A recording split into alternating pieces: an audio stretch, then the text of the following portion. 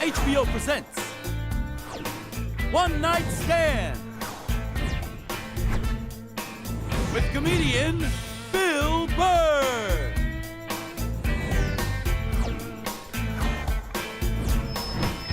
Ladies and gentlemen, Bill Burr.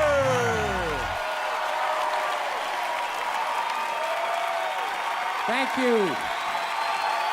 Thank you. All right. Thanks a lot. Thank you so much. Thank you. For Christ's sake. Thank you. Thanks a lot. I'm running out of ways to say thank you. For Christ's sake. How's it going? Excellent. Was in a shitty mood today, man. I was watching TV. You ever been in like such a bad mood that even when you're watching bad shit happening to people, you're like, you know what? Good. You know, I'm glad your life sucks. Makes me feel better about my own. No, you know what I was doing? I was watching this, you know those Fabulous Lives? I was watching the Fabulous Life of the Olsen twins, you know? They're like 18 years old. They're like zillionaires. They got a great apartment. It's making me feel like a loser. Then halfway through it, I find out one of them's anorexic. I was like, you know what? All right. That makes me feel better. You know, I'm glad she's not eating. Hope you pass out, whack your head off your golden sink. Just to add to my day. You know, I don't get how the other Olsen twin only weighs half a pound more, but she's fucking fine. No, they're so starving, they're weak. That's why whenever they take a picture of them, you ever notice they gotta like fucking lean them up against each other? So like they don't tip over, like they're like still trying to look sexy. They're not sexy, they look like aliens. They are, man. You can't weigh 42 pounds and have your eyeballs be 28 of that weight and not look like you're from outer space. Like, when I look at them, I think if E.T. was gonna have a threesome, those are the two bitches he'd hook up with. He would. He'd get that glowing finger going. Now, I'm feeling like a loser, man. I am, man. I'm fucking 36. I'm not married, you know? I'm at that age where everybody I know is getting married. You know, let me ask you a question. Why the hell do people keep getting married? You know, isn't anybody looking at the stats? I mean, what's it like? 1 out of 2 marriages goes right down the shitter? People, if you were going skydiving and they told you half the parachutes weren't gonna open, you'd be like, yo, fuck that, I'm not going. Yeah.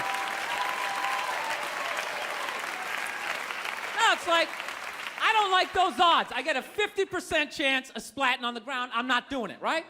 But there's something about getting married. People just have to do it. They're just like, is this the line to lose half my shit? Awesome. This is gonna be great. I can't wait to lose my car, my money. Oh, look, the line's moving. One step closer to my own personal hell.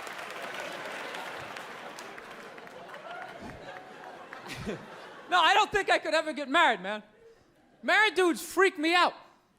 Anytime you ask a married guy, what's it like being married, they always tell you it's good, but they always have a look on their face like they have like an appendicitis. You ever notice that? You're like, dude, what's it like being married? Like, you know, it's good. It's good. It's, no, it's good. It's enjoyable, you know. It's a lot of work, but, you know, I think when you meet that special someone, there's a connection, and I can't feel my legs. Let me just lean over here. You know, a woman completes a man, and some other metaphor.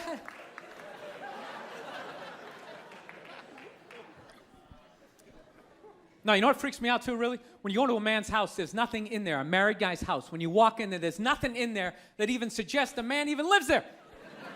It's all potpourri and throw pillows. That stupid canopy, we live in a dollhouse bullshit over the bed. Where does all the guy's stuff go? They just throw it out, they just walk into your apartment. Oh my God, look at all your stuff. All your stuff is stupid. Look at all this stupid stuff. Wow, guys buy really stupid stuff. Hey, you want to go to the candle store? Let's go to the candle store. Wouldn't that be awesome? I've been dragged into that nightmare for like an hour and a half, 90 minutes just sitting there. This smells like a pumpkin. Doesn't that smell like a pumpkin? This looks like a Christmas tree. Wouldn't that be great? Smell like Christmas in the apartment? Middle of summer, just fuck with your whole reality? No, you know what it is? I didn't have like a really good model necessarily, like growing up, like watching my parents. They always used to argue and shit, you know? Like I was afraid of my dad when I was growing up, you know? Anybody have a dad like that? You're just afraid of him? You know, not like those sitcom dads. They come home, the kids are like hugging their legs. My dad pulls in the driveway. Me and my brother's freaked like, fucking dad's home. Shut off the TV. Try to hide. Dude, if I stand like this, do I look like a lamp? He won't see me, right? Can I just fucking chill out here? He wasn't understanding. When you fucked up, he told you.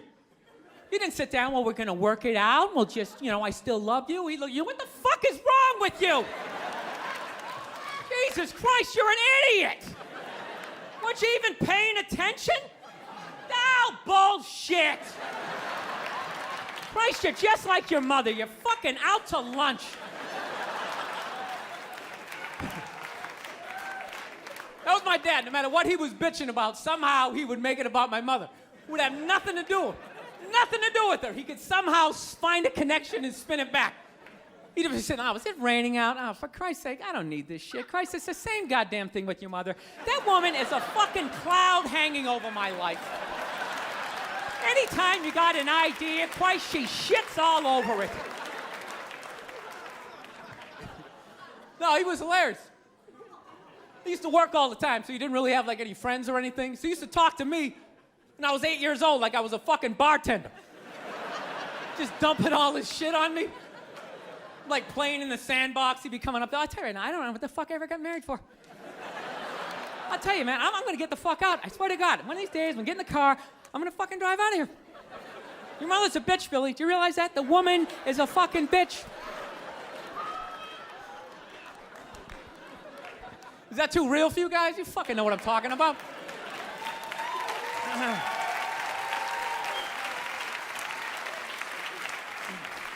I will get married, you know. I was making that. I'll definitely get married someday, you know. I love women and everything. I'm just finding I'm not, like, compatible with them. You know what I mean? You ever just feel that? Like, women have, like, too much energy for me. You know what I mean? Like, you can't have a day off when you have a girlfriend. You ever notice that? It's almost like they see that open day. They're like, oh, my God, let's go fill it up with shit. No, then they just come at you with one horrible idea after another. Horrible ideas. Like, you want to make some sandwiches and go to the park? You want to go to the Container Store, get some containers for your T-shirts?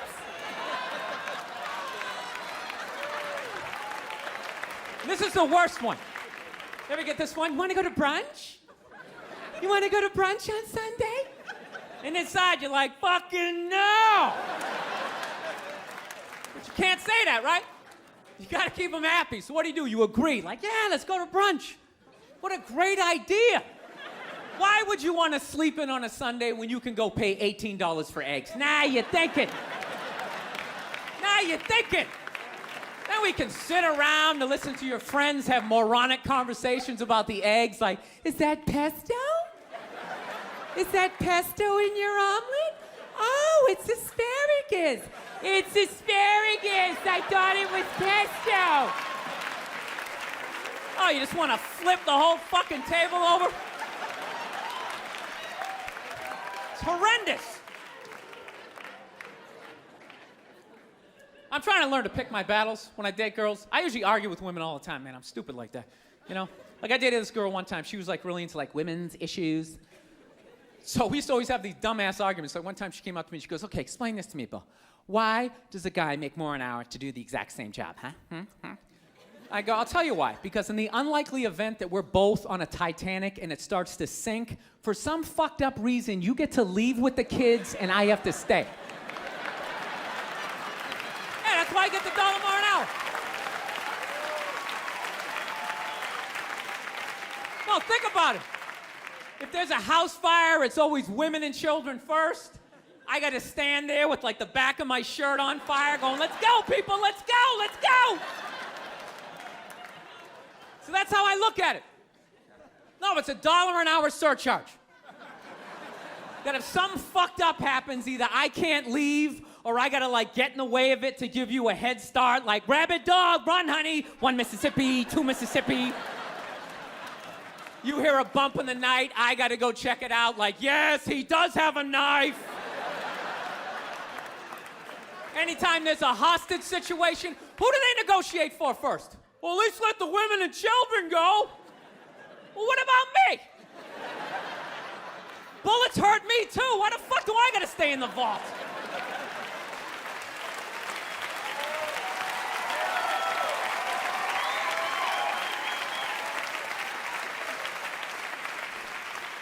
No, that's my point, man. Where are all the feminists in those situations? You know what I mean? You can't find them. There are no feminists in a house fire. That's a guarantee. You could take the most hardcore feminist, some chick right in your face, like, you chauvinistic son of a bitch. Little short, little haircut, the whole 9 yards, right? Second those flames break out, she's gonna twist those little hairs into pigtails. Oh, I'm just a girl. I wanna go play jump rope. And leave you standing in a burning house like you're not flammable. You know, but I'm not a dick, though. I'm not saying I think a woman should make $1 less an hour to do the same job. All I'm saying is if you're gonna make what I make when the boat sinks, you better be standing right there next to me, listen to that guy play the cello. Then you get the corner office. You get all the benefits or whatever. So anyways, I was watching George Bush today, man. That guy scares the shit out of me. No, not because like, oh, you know, all that political stuff. He's just like too into Jesus for me. I get uncomfortable with that. When people get like overly religious, it kind of freaks me out, you know? You know what I mean? Like I don't mind. I don't mind when like black people get really into Jesus though, you know? Because like somehow like the shit stays spiritual. You know, you get a couple of good songs out of it. You know what I mean? People look like they're having a good time. Somehow when like white dudes get too into Jesus, all of a sudden like shit catches on fire. People start dying, somebody says they're Jesus, and they try to fuck every chick in the compound. Then the FBI's got the place surrounded, that tank comes in shooting the flames out the front. And I'm not saying white dudes are any more crazier than black dudes, it's just that nobody's watching us. That's the problem. That's too much freedom. It's kind of like living alone, you know, that same kind of fucked up freedom? You ever feel when you live alone, you like slowly go crazy? You know, because you got too much freedom, because everybody does crazy shit. But when you live alone and start doing something crazy, there's nobody there to be like, dude, what the fuck are you doing? What is wrong with you? What is that? Put it down.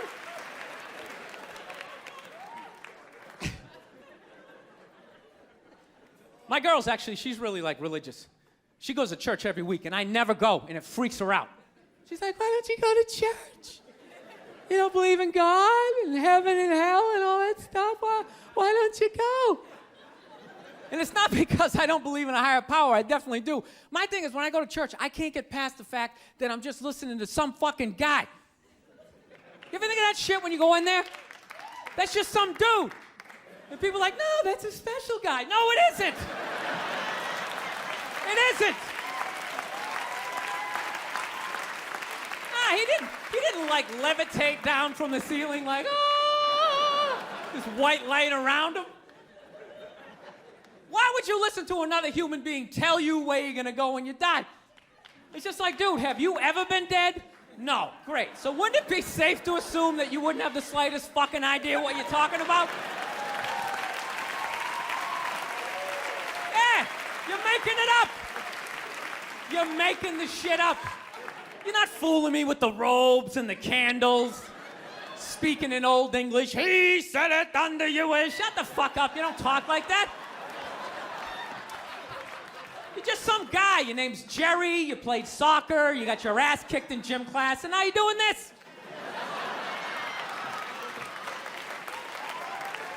Acting like you're special. I can't do it. I can't get past that fact. I'm sitting in church. This guy's name's fucking Cliff. He's fucking boring, and just break the guy down, and then I can't listen. It's like, you go in there, you listen to another human being tell you what to eat and when to eat it. Don't eat meat this Friday. If you eat meat this Friday, you are going to hell. It's like, dude, I'm going to a cookout on Friday. If you eat that fucking cheeseburger, buddy, that is it for you. Who is this guy? Dude, I'll eat a cheeseburger whenever I want to, and I'll jerk off. It's my dick. Why am I listening to this guy? I'll fucking jerk off while I eat a cheeseburger. What do you think about that? I'm not hurting anybody. Why would God care? I'm not hurting anybody. Think about it. You eat a cheeseburger, that's protein. That's good for your muscles, right? And I don't know about you guys, but after I rub one out, I'm more relaxed. I'm less likely to lash out at my fellow man. I'm in a great space mentally. I don't have any road rage. I talk to telemarketers. I'm buying the shit.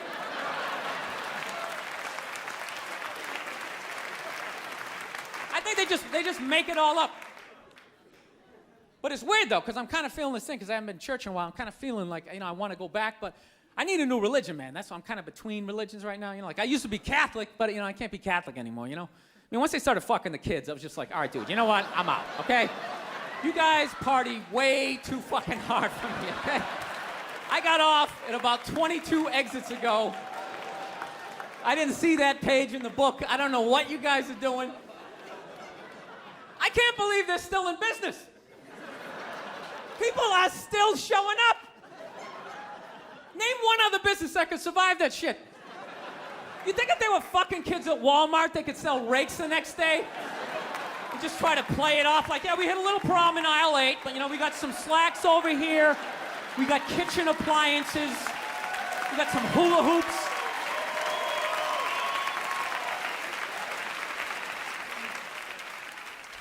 You guys saw the Pope died? You saw that, right? Yeah. Everyone's flipping out, man. I thought that was a good thing. I was like happy for him, man. He was in horrible health. You know what I mean? Everybody just wanted the guy to keep hanging on.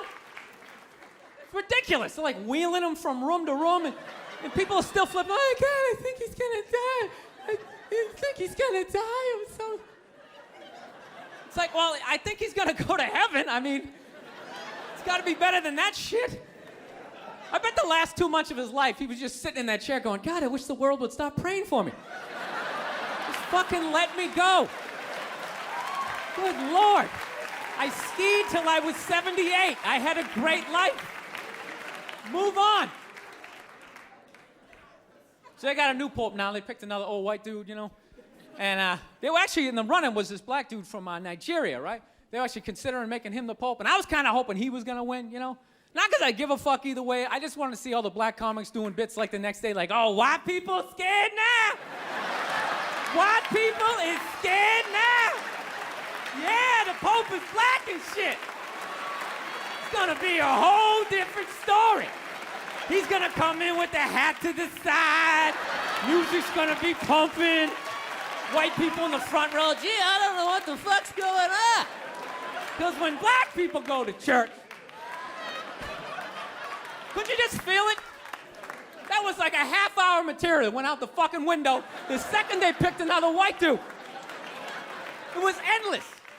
Pope Mobile's gonna be pimped out, and you better not be shooting at this Pope. The black Pope will be shooting back at your ass. Because when white people get shot, etc., etc.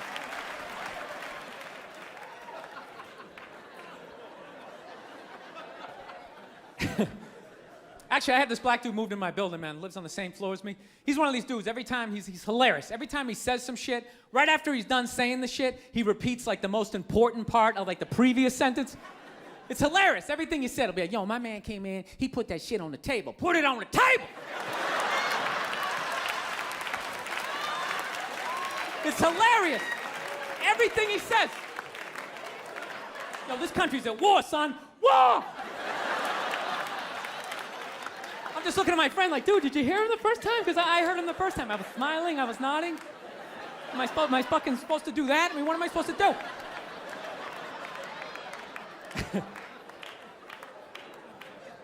Actually, I got a couple of friends of African persuasion. And I gotta get rid of them, man. I gotta admit to you. I'm finding I'm spending too much money on clothes hanging out with them. Because I gotta like fucking try to keep up with their wardrobe. It's like every time they go out, they got all brand new shit on. All brand new shit. So when I show up, with my white version of brand new, which is, you know, I ironed the shit, right? I ironed it, right? It's new. They just start trashing me. I can't keep up with them, man. They got like fucking 58 pairs of sneakers. Ever notice that shit? Like every color fucking Timberland?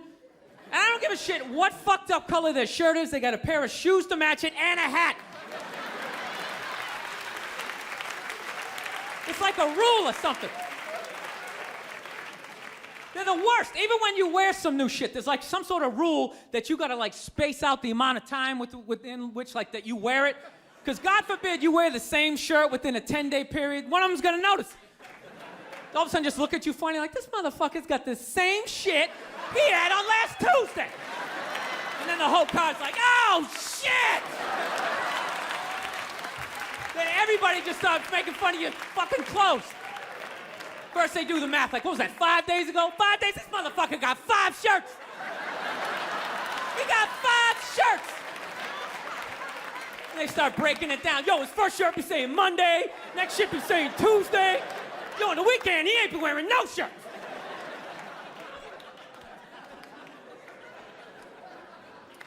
I'll tell you, it's actually funny. You know what? That's actually how I judge black guys now. When I first came to the city, like, all black people scared me. No, I was like the typical white dude from like the suburbs, you know what I mean? Had no frame of reference, you know? So my only frame of reference with black people was like remember those early 90s gangster rap videos? Throw the fucking LA riots in there, man. It was fucking horrible PR. I'm watching the videos, look, he's got a nice car, he's got all the women, and he's still fucking mad. These black dudes are never happy. But after 10 years of living in the city, this is how I narrow it down. Whether a black dude scares me or not. Black dudes with dirty sneakers scare the fucking shit out of me. No. I figured out in my head, because I know from hanging out with them, that's the last shit that they're gonna let go, the immediate shit that they have on. So I think, you know, if his sneakers are fucked up, that means his life is fucked up. Every time he leaves his building, the whole neighborhood, oh, shit! Everyone starts making fun of him. He's on the train in a bad mood. I kind of have this howdy-doody, kind of mug-me kind of face. I'm not saying something's gonna happen, I'm just saying, I'm paying attention. So I've been seeing this girl recently, this black girl, right? She lives up in Harlem, you know, gone out like 3-4 times, you know. First time we hung out in like the Village area in New York, you know, which is sort of like a racially mixed area. So shit was cool, you know what I mean? Second time we hung out was more like Midtown, you know. Then the third time, she called me at like 3:30 in the morning, and she wanted me to come up to her apartment, right? So it's 3:30 in the morning, she lives in Harlem, I look how I look, so it's a fucking situation. Yeah, because you know the deal, right? Basically, a white dude feels comfortable up to about like 98th, 99th Street, you know what I'm saying? The second the streets start getting into like triple digits, like 100, 101st Street, start getting like a little asthma, like, ah, fuck, we're starting to get a little high up here. You feel that little tightness in your chest? Can you feel that? 106th Street, you're like leaning on shit like, dude, where'd all the cabs go? How come there's no taxis up here? Dude, what's a bodega? I don't know what that is. Let's get the fuck out of here. So I'm praying to God she's gonna tell me to take the subway, get off at like 105th Street, 103rd, you know, which is like the first stop in Harlem where I can still look over my shoulder and see like all the white people like disappearing over the horizon, you know? But she goes, no, man, you want to get on the Uptown 2-3 train, you want to get off at 125th Street. I'm like, God, fuck, 125th Street. Jesus Christ, that's like right in the middle of everything. I'm gonna be surrounded on all 4 sides. I can't fucking do this. So, at this point, I'm really trying to hide like the bitchy tone that's starting to creep into my voice, you know? And I'm trying to ask for really specific directions for when I get up there, because I want to know exactly where I'm going. So she starts naming the streets I have to go down, and every other street up there is named after like a black leader, you know? She's like, make a left on Adam Clayton, take a right on Frederick Douglass. I'm like, ah, fuck Adam Clayton. Yo, dude, go on the internet, look up Adam Clayton. Did he kill a bunch of white people during the slave revolt? Dude, I ain't going up there till I know what Adam Clayton did. Fuck this shit. So at this point, I'm really having a battle with myself. Because I'm thinking I can't do this, right? I'm like, I can't do this, but my dick's going, no, come on, man, we can do this, all right? Just relax. Pull yourself together and get on the goddamn train, right? So as always, I listen to my dick. Oh yeah, I get on the train. By the time I get up there, it's like 5 or 4 in the morning, right? I'm staying on like Malcolm X and like Danny Glover or some shit, right? I don't even know where the hell I'm at. But I see the street I want to go up. I want to go up St. Nick. I can literally see her apartment building, but there's like 5 or 6 black dudes standing right on the corner, right where I want to walk by. So I'm like, fuck! I felt like I was on like some reality show at that point, like some sort of like white guy survivor. It was ridiculous. So I'm thinking, I gotta walk right by these guys, right? You know what's funny? I think that they were actually more surprised to see me than I was scared, you know? And I was really, really scared, you know, but I'm also really, really white, you know? Like shockingly Caucasian. You know what I mean? Like if you're not ready for me, I can like surprise you. No, especially if you live up there. You've probably seen a white person for hours, possibly days. So when I show up, it's almost like magical, like a leprechaun came out of nowhere, you know? Felt like I should have had like a little pot of gold, like a rainbow behind me. Top of the morning to you, latte. Kind of danced my way past them. But it's been going all right, you know? Once I get in her apartment, I'm fine, you know? I relax. Sit down, you know, watch a hip-hop countdown. Pretend like I know the groups, you know what I mean? It's just getting there that's a fucking pain in the ass. But, you know, I don't get mad at it, because I figure, you know, black dudes got to go through the same shit, though, right? When you go out to the suburbs, go fuck a white girl, right? Just that same awful feeling of just leaving your people behind, you know, just less and less of you as you're fucking driving out there. Probably start off lean and you're all fucking cool. 20 minutes in, you're driving like 10 and 2, the radio's off. Like, dude, I don't like this shit. I don't like this shit at all. There's too much grass, I don't see any rims. This is fucked up. None of the windows are tinted. I can clearly see white people in every car. This is fucked up. Listen, you guys were awesome. Thank you so much for coming out. God bless you. Thank you very much. All right, man, take care. Thank you.